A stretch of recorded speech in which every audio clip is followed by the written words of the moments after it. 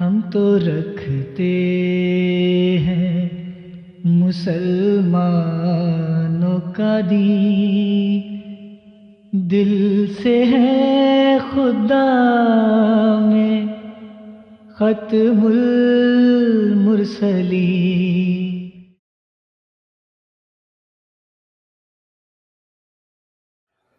اب وہ چونکہ یہاں سے یہ بختیار صاحب کی یہ آپ پوری ان کی وہ پالیسی کا حصہ کہہ لیں، یا ان کو جب ان کو آگے سے مدلل جواب مل جاتا تھا تو یہ موضوع ڈائیورٹ کرتے تھے۔ اچھا جی، مرزا صاحب یہ اسلامی نقطہ نظر سے مرتد کیا ہوتا ہے جس کو کہتے ہیں کہ یہ مرتد ہے؟ حضور نے فرمایا اسلامی، کہتے ہیں جی مرتد کے بارے میں پوچھ رہے ہیں، دائرہ اسلام سے خارج ہوا یا ملت اسلامیہ سے خارج ہوا؟ حضور نے فرمایا بات یہ ہے کہ جب آپ مجھ سے پوچھتے ہیں تو میں اپنا مذہب بتاؤں گا نا۔ انہوں نے کہا ہاں جی اپنے پوائنٹ آف ویو سے نیچرلی۔ حضور نے فرمایا میرے نزدیک مرتد وہ ہے جو یہ اعلان کرے کہ اسلام سے میرا کوئی تعلق نہیں رہا۔ یہ بڑی امپورٹنٹ بات ہے، وہ اعلان کرے، کوئی دوسرا نہ کہے کہ جی یہ مرتد ہو گیا۔ اچھا، یہ میرا خیال ہے یہ سورہ مائدہ کی آیت ہے، میں نکال نہیں سکا وہاں سے، میرا خیال ہے یہ من یرتد منکم عن دینہ، اگر کوئی تھوڑی بہت ہی غلطی ہو جائے تو معذرت خواہ، لیکن میرا خیال ہے یہی آیت ہے یہاں پہ۔ اچھا جی، یہ بختیار صاحب دائرہ اسلام سے نہیں بلکہ ملت اسلامیہ سے خارج ہو جائے گا۔ حضور نے فرمایا اسلام سے میں نے نہ دائرہ کہا نہ کچھ، جو شخص یہ اعلان کرے کہ اسلام سے میرا کوئی تعلق نہیں رہا اور حضرت صلی اللہ علیہ وآلہ وسلم پر میرا ایمان نہیں اب۔ اچھا یہ بختیار صاحب وہ تو ملت سے باہر ہو گیا نا جی؟ حضور نے فرمایا بالکل باہر ہو گیا۔ چلیں جی شکر ہے یہی سمجھ آ گئی، ہاں یہی ہونا چاہیے۔ اچھا اب اپنی طرح سے یہ چلاکی کھیل رہے تھے، آگے آپ کو بتاتا ہوں کیا چلاکی کھیل رہے تھے۔ حضور نے فرمایا ہاں اب یہ کر کے ملت سے باہر ہو گیا۔ اچھا ہی کین ناٹ بی اے مسلم۔ حضور نے فرمایا نہیں، میرا آپ نے میری بات دراصل نہیں سمجھی، یہ کبھی مجہول نہیں استعمال ہوا قرآن میں، یعنی یہ نہیں کہ زید بکر کو کہے کہ تم دائرہ اسلام سے نکل گئے یا تم نے اسلام چھوڑ دیا، یا یہ نہیں، وہ حضور نے کہا وہ خود کہے، جو شخص یہ اعلان کرتا ہے کہ میں اسلام کو چھوڑتا ہوں اور حضرت صلی اللہ علیہ وآلہ وسلم سے میرا کوئی تعلق نہیں رہا، میرے نزدیک قرآنی اسلام میں، یہ بڑی امپورٹنٹ بات ہے، قرآنی اسلام میں صرف وہ مرتد ہے، وہ نہیں کہ جن کے اوپر دوسرے فتویٰ دیں۔ اچھا جی، یہ بختیار صاحب یعنی اگر کوئی اور کہے حضور نے فرمایا تو پھر قرآن کریم میں اس کا ذکر نظر نہیں مجھے آیا اس لفظ کے نیچے، یعنی قرآن پاک میں کوئی ایسا کسی ایسے شخص کو اللہ تعالیٰ نے مرتد قرار نہیں دیا جس کے بارے میں کوئی دوسرا کہہ رہا ہو کہ یہ مرتد ہے۔ اچھا یہ بختیار صاحب شکر ہے جی یہ سمجھ آ گئی ہے، یعنی علماء خواہ آپ کی جماعت کے ہیں یا کسی جماعت کے ہیں، ہاں ان سے کوئی تعلق نہیں رکھتا۔ ہاں اب یہاں پہ یہ جو ہے نا، اگر ان کو علم ہو، اب حضور نے فرمایا نہیں علم کہ یہ ایک شخص، حضور نے فرمایا اس میں علم کا سوال ہی نہیں، ایک آدمی خود کھڑے ہو کر کہتا ہے۔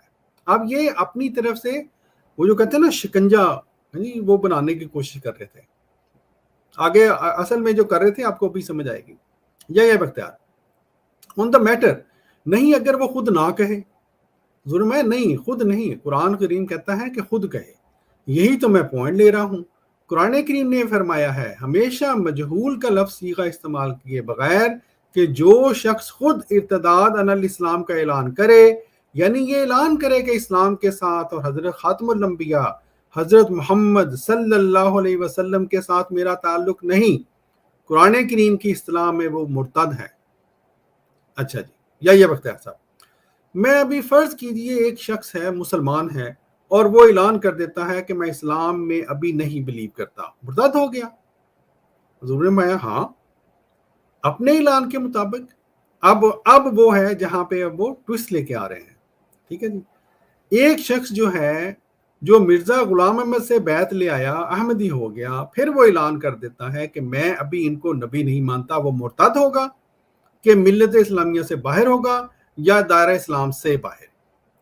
حضور نے فرمایا لفظی معنی میں تو جس نے اعلان کیا وہ لفظی معنی میں مرتد ہو گیا، لیکن قرآن کریم کی اصطلاح میں وہ مرتد نہیں ہوا، یعنی یہ دو علیحدہ علیحدہ لفظ ہیں، ایک لغوی معنی ہے۔ اچھا یہ بختیار صاحب، مرتد کی بھی دو کیٹیگریز ہیں، بیچاروں کو آپ وہاں پہ وہ کہتے ہیں نا مایوسی ہوئی جس بات پہ، وہ اصل میں وہ پورا انہوں نے جال بنا تھا، پھر یہاں پہ کوئی مداخلت ہوئی ہے جی، لگتا ہے کوئی مڈل میں بولا ہوگا، جو بھی ہے یہ بتا صاحب پلیز۔ حضور نے فرمایا ہر لفظ جو ہے اس کا میں بتاتا ہوں، وہ اس چیز کا امکان رکھتا ہے کہ ایک اس کو لغوی معنی میں استعمال کیا جائے، یا دوسرا یہ ہے کہ اصطلاحی معنی میں استعمال کیا جائے۔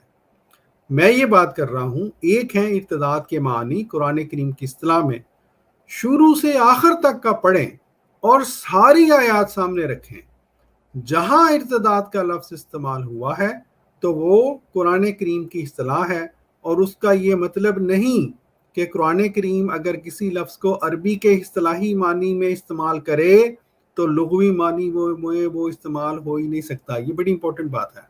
ضرور مایا قرآن کریم کی اصطلاح میں ہم کہتے ہیں کہ اس کا یہ مطلب ہے، لیکن اگر قرآن کریم کی ایک اصطلاح ہے، اس کو اگر کوئی شخص لغوی معنی میں استعمال کرنا چاہے تو اس کی اجازت ہے، کوئی یہ نہیں کہہ سکتا کہ آپ نے اصطلاح کیوں استعمال کر لی ہے۔ اچھا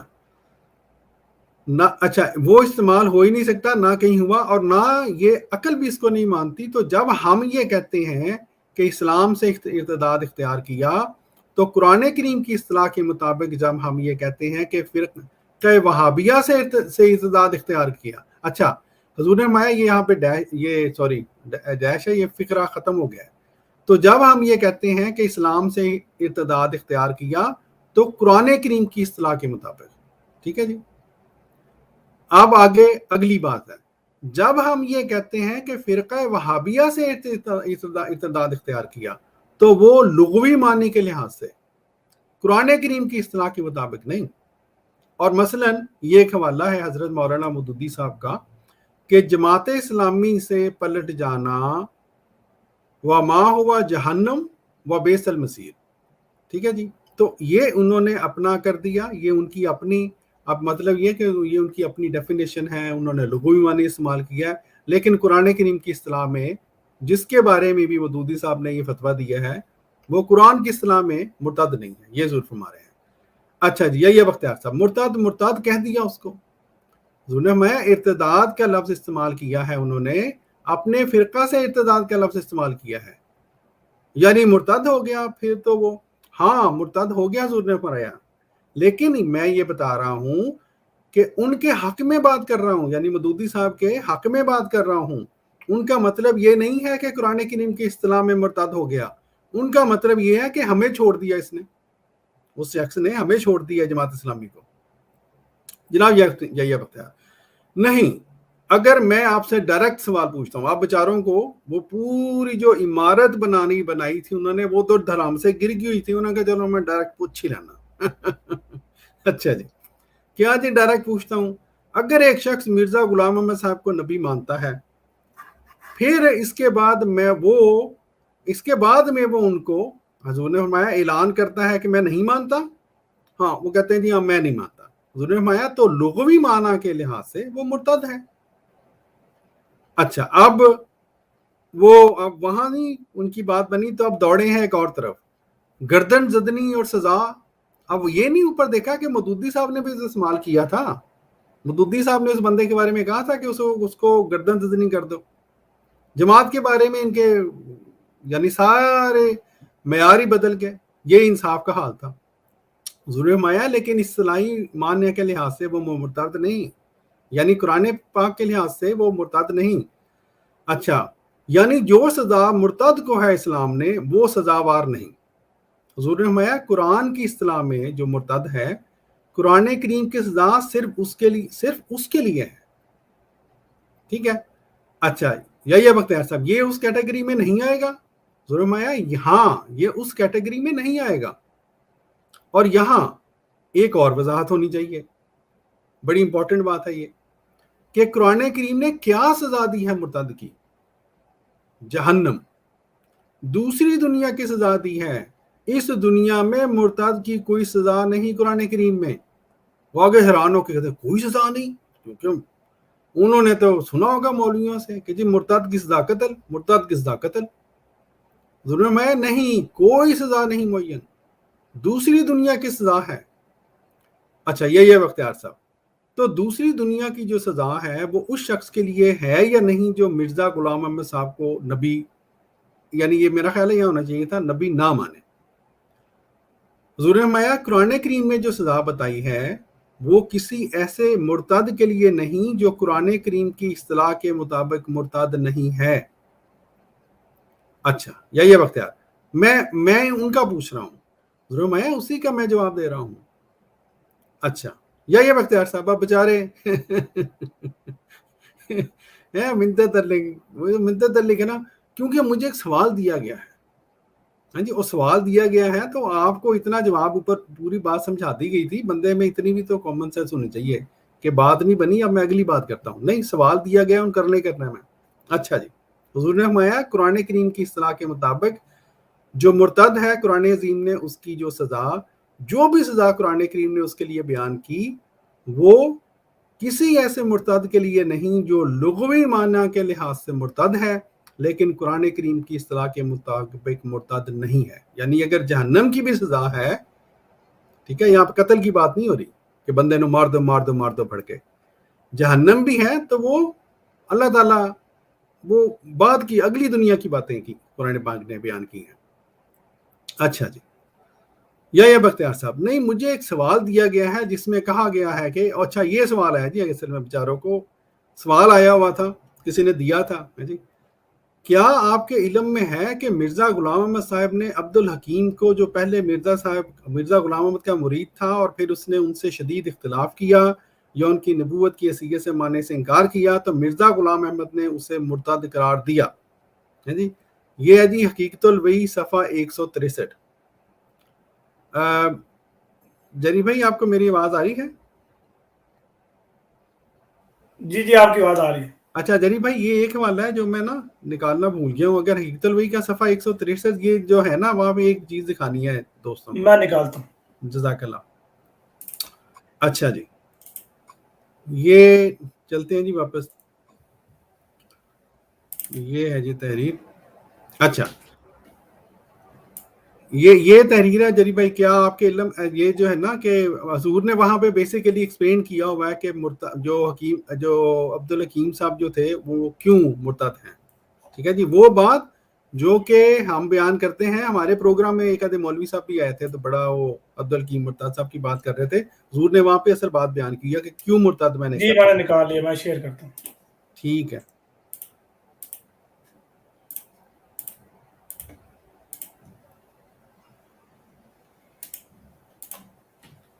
یہ 163 ڈاکٹر صاحب حقیقت الوحی کا. ہاں جی ٹھیک ہے، اس میں دیکھیں نا یہاں پہ یہ اچھا یہ بھی شک اپنے، میرا خیال ہے یہ ان کو یہ جو انہوں نے دیے نا حوالہ جات، یہ انہوں نے چونکہ روحانی خزائن کا سیٹ اس وقت نہیں موجود تھا. جی کتاب کا نا، اس لیے میں 163 کتاب کا نکالا. یہ کتاب 163 ہے. ہاں اس میں عبد الحکیم مرتد کا یہاں پہ ذکر مجھے نظر نہیں آیا نا، اس لیے یہ آ گئی ہے، لیکن ٹھیک ہے جزاک اللہ. اس کو ذرا یہ کیا صفحہ کیا بنتا ہے اس کا اوپر دکھائیں ذرا. یہ صفحہ اوپر 167 ایسا 184 بنتا ہے اس کا. ایک منٹ میں نا اس کو ایک سیکنڈ لگے گا مجھے اگر اجازت دیں دوست، میں آپ نکال وہاں سے اس کو میں نکال رہا ہوں. 100 کتنا ہے اس کا؟ 100 اوپر سے 167 لے جی 167. میں یہاں سے بند کر دوں؟ ہاں جی ابھیشیک بند کر دیں. 161 نہیں، کمپیوٹر کا مطلب کیا؟ اچھا کمپیوٹر کا کیا صفحہ تھا؟ یہ کمپیوٹر کا 167 تھا.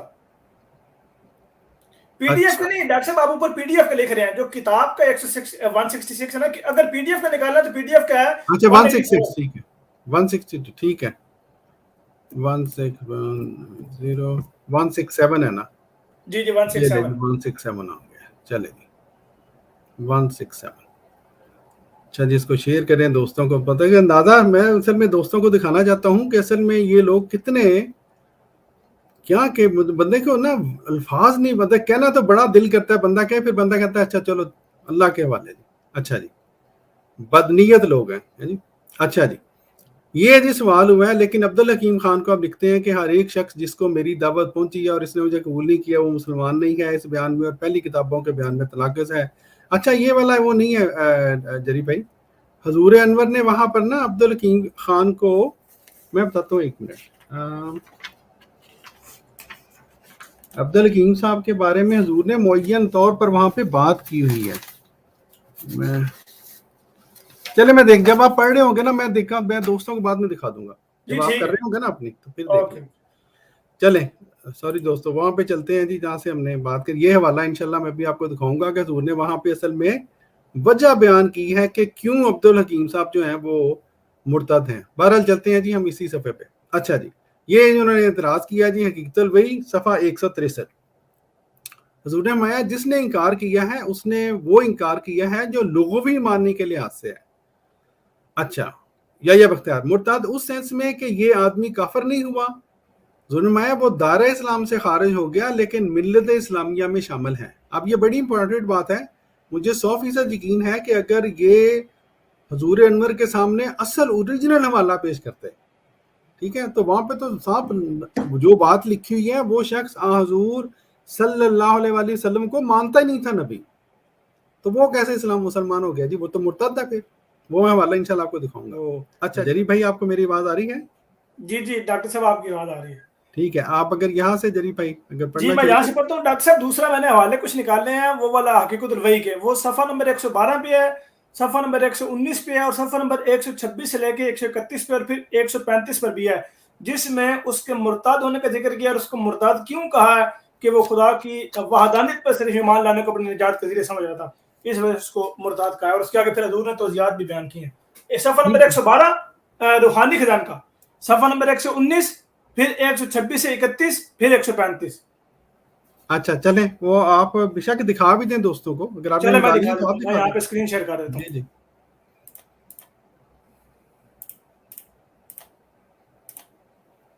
بسم اللہ الرحمن الرحیم۔ جی دوستو السلام علیکم ورحمۃ اللہ۔ یہ آپ کے سامنے کتاب دوستو موجود ہے، روحانی خزائن جلد نمبر 12 ہے، صفحہ نمبر روحانی خزائن جلد نمبر 22 ہے، صفحہ نمبر اس کے 112 ہے، کتاب حقیقت الوحی ہے۔ اس میں بانی جماعت احمدیہ حضرت اقدس مرزا غلام احمد صاحب قادیانی علیہ السلام فرماتے ہیں، حضور فرما رہے ہیں کہ سو پہلے وہ امر لکھنے کے لائق ہے جس کی وجہ سے عبدالحکیم خان ہماری جماعت سے علیحدہ ہوا، اور وہ یہ ہے کہ اس کا یہ عقیدہ ہے کہ نجات اخروی حاصل کرنے کے لیے حضرت صلی اللہ علیہ وسلم پر ایمان لانے کی ضرورت نہیں، بلکہ ہر ایک جو خدا کو واحد لا شریک جانتا ہے گو حضرت صلی اللہ علیہ وسلم کا مکذب ہے، معاذ اللہ، وہ نجات پائے گا۔ اس سے ظاہر ہے کہ اس کے نزدیک ایک شخص اسلام سے مرتد ہو کر بھی نجات پا سکتا ہے، اور ارتداد کی سزا دینا اس کو ظلم ہے۔ اب یہ اس کا عقیدہ تھا، اس وجہ سے حضور نے اس کو مرتد بھی لکھا ہے، اور آگے پھر اس کی توضیحات بھی بیان کی ہیں۔ اب آگے یہ مزید آگے حضور فرما رہے ہیں، مثلا حال ہی میں جو ایک شخص عبدالغفور نام مرتد ہو کر آریہ سماج میں داخل ہوا اور دھرم پال نام رکھایا اور حضرت صلی اللہ علیہ وسلم کی توہین اور تقزیم میں دن رات کمر بست ہے، وہ بھی عبدالحکیم خان کے نزدیک سیدھا بہشت میں جائے گا۔ اب یہاں پہ دو باتیں، ایک بات تو یہ کہ ایک یہ کہتے ہیں کہ عبدالحکیم خان کو جو مرتد لکھا یہ سراسر زیادتی ہے۔ اب حضور نے اس کی توضیحات بیان کی ہیں کہ اس کو مرتد کیوں لکھا ہے۔ وہ تو کہتا ہے کہ انبیاء پر ایمان لائے بغیر انسان جنت میں جا سکتا ہے، اور اس کے اوپر وہ اپنے تئیں دلائل دینے کی کوشش کر رہا تھا۔ حضور نے اس کو دلائل دے کے یہ کہا کہ یہ تو عقیدہ ارتداد والا، یہ تو مرتد ہے، یہ تو بالکل قرآن کے منافی ہے، تو اس لیے حضور نے اس کو مرتد لکھا۔ اور پھر یہ کہتے ہیں کہ بھائی اس کا تو یہ عقیدہ ہی نہیں تھا۔ اگر اس کا یہ عقیدہ نہیں تھا تو حضرت مسیح موعود علیہ السلام نے جب اس کو اپنی کتب میں مرتد لکھا اور پھر ساتھ اس کا عقیدہ مینشن کیا، اس کو چاہیے تھا کہ بھائی وہ آگے وضاحت کرتا، توضیح بیان کرتا، تردید کرتا کہ میرا تو یہ عقیدہ ہی نہیں ہے۔ اس کی تردید نہ کرنا، اس کی آگے وضاحت نہ کرنا، اس بات پر بین ثبوت ہے کہ وہ اس عقیدے کا قائل تھا۔ آگے حضور پھر آگے یہاں پہ اس کی وضاحت کر رہے ہیں، اسی صفحے پہ صفحہ نمبر 119 پہ روحانی خزائن کا، وہ لوگ اس خیال پر جمے ہوئے ہیں کہ جو شخص حضرت صلی اللہ علیہ وسلم پر ایمان نہ لاوے یا مرتد ہو جائے اور توحید پر قائم ہو اور خدا کو واحد لا شریک جانتا ہو، وہ بھی نجات پا جائے گا، اور ایمان نہ لانے یا مرتد ہونے سے اس کا کچھ بھی حرج نہ ہوگا، جیسا کہ عبدالحکیم خان کا مذہب ہے۔ اب یہ واضح طور پہ صریح طور پہ یہ تحریر ہے۔ اگر اس کا عقیدہ نہیں تھا، اس کا مذہب نہیں تھا، وہ تردید کرتا، لیکن اس نے نہیں کی۔ ایسے لوگ در حقیقت توحید کی حقیقت سے ہی بے خبر ہیں. آگے حضور اس کی توحید کی وہ توضیحات بیان کرتے ہیں، اس کو آپ تفصیلی سے پڑھ لیجیے گا. آگے ایک آخری حوالہ پڑھ کے پھر میں اپنی دوسری طرف چلتا ہوں. یہ صفحہ نمبر 126 پر دوستوں میں آپ کو لے کے چلتا ہوں، جہاں پھر آگے حضور نے تفصیلی ذکر کیا ہے اور پھر قرآن سے بے شمار دلائل دیے ہیں کہ اللہ تعالیٰ کو ماننے کے ساتھ ساتھ تمام انبیاء کرام علیہ السلام پر ایمان لانا بھی ایمانیات میں شامل ہے. اور آگے پھر حضور فرما رہے ہیں پھر اس کے بعد ایک اور چراغ دن پیدا ہوا، یعنی ڈاکٹر عبدالحکیم خان. یہ شخص بھی مجھے دجال ٹھہراتا ہے اور پہلے چراغ دین کی طرح اپنے تئیں مرسلین میں سے شمار کرتا ہے، مگر معلوم نہیں کہ پہلے چراغ دین کی طرح میرے قتل کرنے کے لیے اس کو بھی حضرت عیسیٰ علیہ السلام نے اشارہ دیا ہے یا نہیں. تکبر اور غرور میں تو پہلے چراغ دین سے بھی بڑھ کر ہے اور گالیاں دینے میں بھی اس سے زیادہ مشق ہے، اور افطرا میں اس سے بڑھ کر قدم ہے. اس مشتعل تبا مشت خاک کی ابتدا سے بھی ہمارے مخالف مولویوں کو بہت خوشی ہوئی، گویا ایک خزانہ مل گیا، مگر ان کو چاہیے کہ اتنا خوش نہ ہو اور پہلے چراغ دین کو یاد کریں. وہ خدا جس نے ہمیشہ ان کو ایسی خوشیوں سے نامراد رکھا ہے وہی خدا اب بھی ہے، اور اس کی پیشگوئی نے جیسے کہ پہلے چراغ دین کے انجام کی خبر دی تھی، اسی طرح اس علیم خبیر نے اس دوسرے چراغ دین یعنی عبدالحکیم کے انجام سے خبر دی ہے. پھر خوشی کا کیا مقام ہے؟ ذرا صبر کریں اور انجام دیکھیں. پھر تعجب کا مقام ہے کہ ایک نادان مرتد کے ارتداد سے اس قدر خوشی کیوں کی جاتی ہے؟ خدا تعالیٰ کام پر فرض ہے کہ اگر ایک بدقسمتی سے مرتد ہوتا ہے تو اس کی جگہ 1000 آتا ہے. آگے اس کے باقی ساری توضیحات بیان کرتے کرتے پھر قرآن پاک کی آیات آگے لکھتے ہیں. یہ آگے لکھ رہے ہیں کہ اللہ تعالیٰ پر ایمان لانے سے صرف نجات نہیں ملتی بلکہ اس کے ساتھ ساتھ انبیاء پر ایمان لانا پڑتا ہے. آگے پھر ان سے اسلام حوالے دے رہے ہیں، کل آتی اللہ و آتی رسول. قرآن کی ایک آیت مینشن کی، پھر یہ دوسری آیت مینشن کی، اس کے بعد پھر یہ تیسری، اور آگے جا کے پھر ایک اور یہ وضاحت کر کے حضور آخر میں خلاصہ بیان فرماتے ہیں. یہ ساری آیات بیان کی جا رہی ہیں کہ اللہ تعالیٰ پر صرف ایمان لانے سے نجات ممکن نہیں ہے بلکہ اللہ تعالیٰ پر ایمان لانے کے ساتھ ساتھ انبیاء پر ایمان لانا بھی ضروری ہوتا ہے. آگے حضور یہ بات بیان فرما کے یہ آیت لکھ کے پھر یہ لکھتے ہیں حضور، اب کہاں ہے میاں عبدالحکیم خان مرتد جو میری اس تحریر سے مجھ سے برگشتہ ہو گیا؟ چاہیے کہ اب آنکھ کھول کر دیکھیں کہ کس طرح خدا نے اپنی ذات پر ایمان لانا رسولوں پر ایمان لانے سے وابستہ کیا ہے. اس میں یہ راز یہ ہے کہ انسان میں توحید قبول کرنے کی استعداد اس آگ کی طرح رکھی گئی ہے جو پتھر میں مخفی ہوتی ہے. اس طرح ہی آگے یہ مضمون 1 سے 35 صفحے پہ بھی چلتا ہے، اور آگے اس کتاب میں اس کے مختلف اعتراضات حضور نقل کر کے مختلف جگہ پہ حضور اس کا تفصیلی سے جواب دیتے ہیں، جس میں اگر آپ نے کوئی پڑھنا ہو تو اس کو آپ صفحہ نمبر 152 پہ بھی دیکھ سکتے ہیں، 159 پر بھی، 411 پر بھی، 197 پر بھی اور 184 پر بھی. روحانی خزان کی یہی جلد نمبر 22 ہے، اس میں تفصیل سے آپ اس معاملے میں دیکھ سکتے ہیں. اب ہم دوست